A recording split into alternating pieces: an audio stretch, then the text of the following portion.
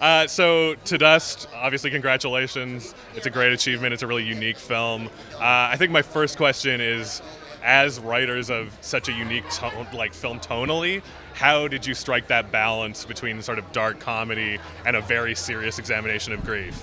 Yeah, we had a lot of conversation about that because that was definitely something scary for us going into it, knowing that we wanted all of these things, but how do you write it in a way where it doesn't feel schizophrenic, where it's not just funny at one moment and sad at another, but that the two can sort of hold each other within the same moment, you know. A lot of studying the Coens, but I mean that process of figuring out the tone, you know, goes up until the very end. There are things that make us laugh out loud that will forever be on the cutting room floor, but you just get the sense that's not right. This thing is too much and this thing is too little. But I do think that making sure that comedy never felt like a wink, and that it was integrated into the DNA of the film. And for us, humor is holy.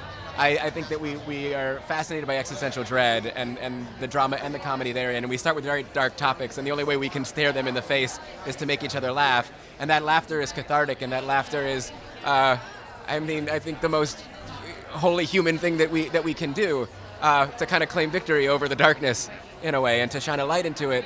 And also the way in which that idea has always been a part of the Jewish ethos.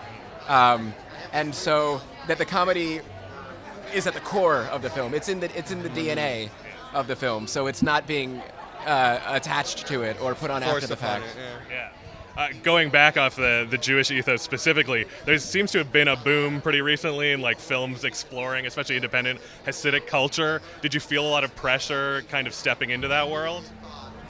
There was a lot of pressure to be authentic and respectful. I do feel, and that there are lovely films out there, but they're all socially realist in nature, and they all, a lot of them set up this dynamic of the person who needs to escape the oppressive culture, and that is not how we feel, and that is not the story that we wanted to tell. We wanted to tell a story about somebody who was reconciling with doubts, but wanting to stay and remain and to figure those things out. We also leaned into Hasidic folklore as well as a way to create the genrescape, and I think we came at it with a different tone than the other films. But authenticity and accuracy was of utmost importance, because if you ever tread out of those lines, there's a lot of risk and a lot of.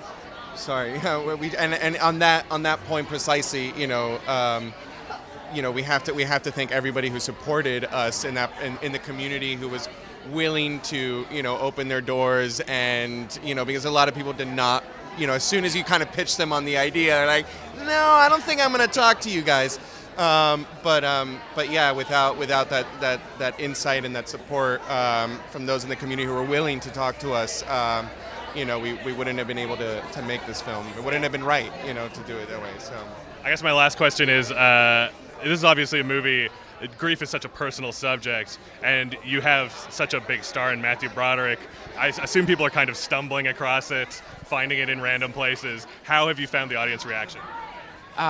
It's across the gamut, and the thing that excites us the most, you don't want a movie that people say, meh, it was fine, and so there's people who love it and there's people who hate it. There's people who thinking about the Jewish world, there's Reform Jews who find it offensive, and ultra-Orthodox Jews who think that it sticks its landing, and who are moved and who have thanked us for it.